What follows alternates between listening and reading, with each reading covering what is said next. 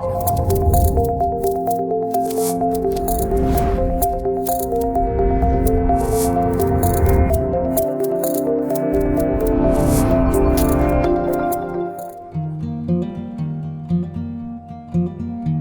le 1er janvier 2018, une nouvelle compétence, la GEMAPI, Gestion des milieux aquatiques et prévention des inondations, est confiée aux intercommunalités. Jusqu'alors, ces missions n'étaient pas obligatoires et relevaient du bon vouloir des syndicats et des collectivités. Quand la compétence GEMAPI est devenue obligatoire, ça a forcément posé des questions dans certaines communautés de communes, notamment les plus petites, les moins peuplées, celles qui avaient le moins des moyens, mais pas forcément le moins de problèmes GEMAPI.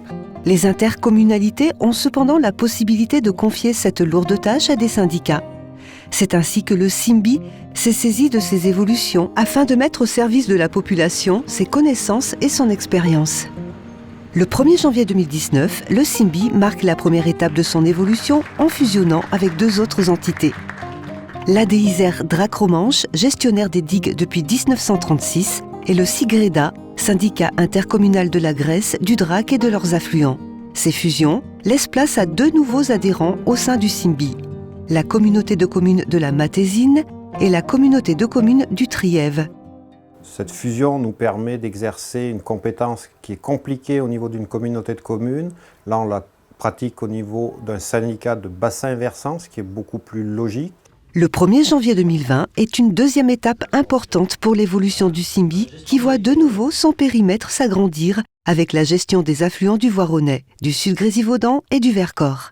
Le SIMBI, qui comptait 5 membres en 2018, en compte 10 désormais. La question s'est posée pour les affluents. On a décidé de jouer la carte collective d'un grand syndicat, d'une force d'ingénierie plus performante et d'un appui, d'une sécurité financière plus grande par rapport à nos capacités de communauté de communes. On a été aussi rassurés pour ça par les statuts, par un grand respect que le SIMBI a eu pour les territoires, par le fait que l'on puisse continuer à maîtriser la programmation des travaux, les engagements financiers. Si le SIMBI évolue et s'étend de plus en plus, c'est grâce à une forte expérience et une étroite collaboration avec les communautés de communes. L'unité territoriale du Voironnais, elle présente 2 grandes particularités. La première, c'est qu'elle est située à l'aval du verrou grenoblois. Et donc le SIMBI, de par son rayonnement géographique, il va être en mesure de prendre en considération ce territoire et de l'intégrer au grand bassin versant de l'Isère pour faire pleinement jouer les relations de solidarité entre l'amont et l'aval.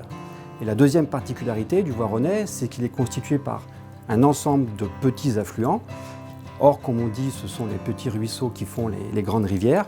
Et donc, le SIMBI, grâce à ses moyens humains, financiers, logistiques, va pouvoir intégrer ce territoire sur l'ensemble du bassin versant de l'Isère. Avec l'extension de son périmètre en 2019 et en 2020, le SIMBI a vu ses effectifs se renforcer et il compte désormais 35 agents qui viennent enrichir son expertise et son ingénierie. Nous, le gros souci, c'était quand même le personnel. Là, après 1 an d'exercice, les personnels, on a discuté, sont satisfaits, il n'y a pas de souci, ils sont bien intégrés. Et moi, ma grande satisfaction, c'est d'avoir un technicien du SIMBI 3 jours par semaine dans les locaux de la communauté de communes. Le 30 janvier 2020, le président du SIMBI, lors de la présentation des vœux, a rappelé son souhait d'être prêt pour protéger le territoire. Il me reste aussi à évoquer la question de la mise en place des travaux en situation de crise, et notamment des marchés d'urgence qui ne sont pas si simples que ça à mettre en place, mais en tout cas il faut qu'on soit prêt si jamais on a un événement ou plusieurs événements sur les territoires pour pouvoir apporter la solution qu'il faut aux EPCI et bien entendu à tous les habitants du territoire concerné.